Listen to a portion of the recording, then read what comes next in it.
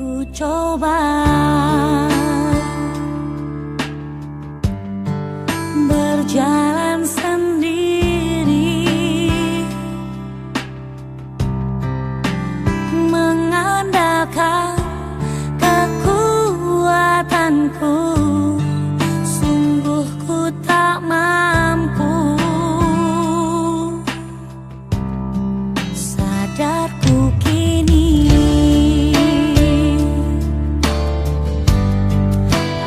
aku tak berarti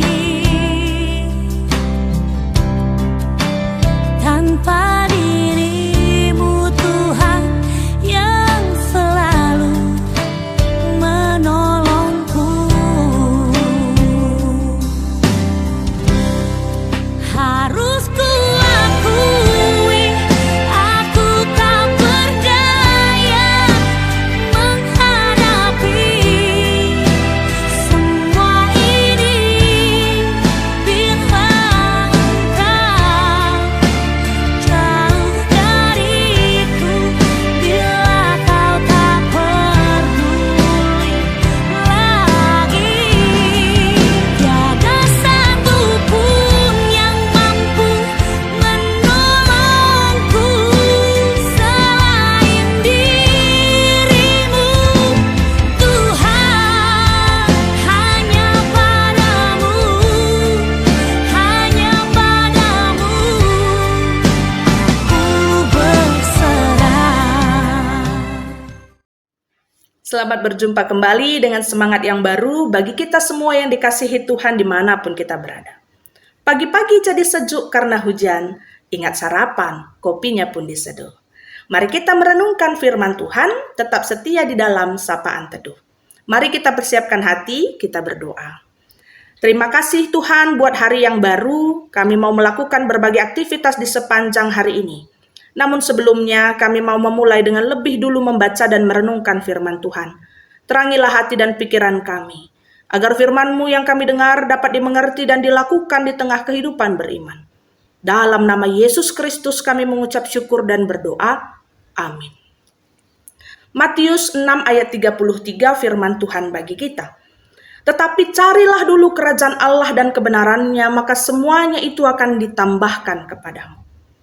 Saudara-saudara yang terkasih, hidup kita akan selalu berbicara tentang kebutuhan dan keinginan.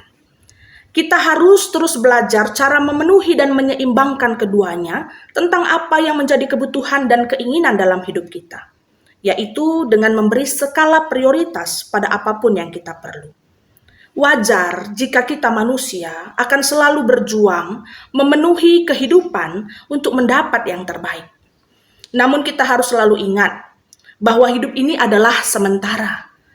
Segala benda, harta, tahta, keamanan, kenyamanan, semua bersifat fana dan terbatas. Maka itu bisa habis dimakan karat dan ngengat. Bisa dirampas dan hilang tak bersisa kapanpun tanpa terencana. Karena itu di dalam Matius 6 ayat 33, Yesus menyatakan bahwa hal yang utama, harta yang sejati, yang menjadi prioritas, yang harus diutamakan untuk dikejar dan didapat semua orang adalah hidup dalam Tuhan. Manusia akan sulit berkata cukup untuk keinginan ataupun kebutuhannya. Misal bagi yang masih lajang, tentu kita membutuhkan banyak sekali hal pencapaian di masa depan dan cita-cita. Bagi yang kita baru menikah, ya, kita sangat membutuhkan segala hal untuk awal hidup baru.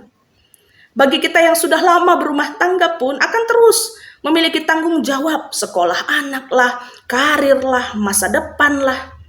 Bahkan yang sudah masuk usia lanjut pun akan tetap merindukan adanya jaminan di hari tua, sehingga masih banyaklah yang diperlukan. Maka benarlah bahwa tidak akan ada waktu yang tepat untuk berkata cukup dalam hidup.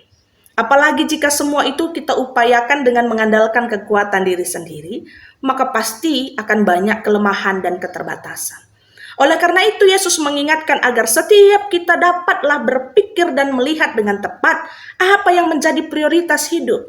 Terlebih dalam panggilan sebagai seorang yang percaya kepada Kristus. Karena penglihatan akan mempengaruhi pikiran. dan pikiran akan mempengaruhi manusia untuk bertindak dan mengambil keputusan hidupnya. Sama seperti mata. Jika kita kurang jelas penglihatan, pasti kita bisa salah pilih jalan, salah mengambil barang. Apalagi jika mata iman kita yang mengalami kekaburan, kurang jelas, maka tentu akibatnya fatal untuk hidup kita. Kita akan salah dalam melangkah, dan bisa-bisa apa yang paling penting yang jadi prioritas hidup, inilah yang akan terlupa dan terlewat. Sama seperti pepatah karo. Tarum ngayaki siman tadingenken piahna tading mesiman ayaken. Kita sibuk mengejar hal yang fana di sepanjang hidup. Bahkan sering menomor sekiankan prioritas hidup bersama Tuhan, yang sebenarnya itulah yang menjamin kehidupan hingga kekekalan.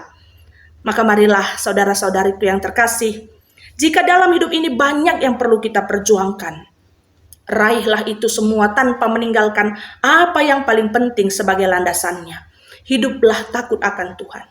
Carilah apa yang menjadi kehendak Tuhan, apa kebenaran firman-Nya, agar kita ditolong dan tidak tersesat. Jika kita mengandalkan diri sendiri, maka hidup akan membawa kita jauh dari Tuhan. Kita akan berani bekerja dengan tidak jujur, menghalalkan segala cara demi kepentingan diri. Berbuat jahat pun kita akan rela untuk mengejarnya, sekalipun itu dosa. Tapi saat hidup dengan mencari dahulu kerajaan Allah, kita bisa mengerti bahwa segala yang kita perlu akan dicukupkan Tuhan. Agar dengan caranya yang terbaik dan waktunya yang tepat dan tidak pernah terlambat, kita boleh dituntun untuk menikmati hidup dan meraih yang kekal bersama dengan Dia, Allah yang adalah sumber segalanya. Dasarilah hidupmu dengan firman-Nya, mintalah apapun yang kau perlu dalam nama-Nya, dan lakukan apa yang menjadi kehendak-Nya, maka berkat akan Tuhan beri, dan itulah yang menjadi prioritas dalam hidup kita. Amin. Marilah kita bersyafaat. Tuhan, terima kasih firman-Mu telah kami dengar. Biarlah kami Engkau layakkan untuk menikmati kehidupan dalam penyertaan-Mu. Banyak hal yang kami perlu, namun mencari kehendak-Mu adalah yang nomor satu. Ajari kami Tuhan agar tetap menjalani seperti yang Kau mau. Kami pun mau bersyafaat mendoakan seluruh hamba-hamba Tuhan, serayaan yang melayani di gereja-Mu, khususnya di GBKP, yang sudah mengabdikan dirinya untuk Tuhan dan masuk dalam pelayanan sebagai seorang emeritus. Tuhan, berikan bagi mereka kesehatan dan sukacita, bertambah hikmat dan iman dalam menjalani hidup.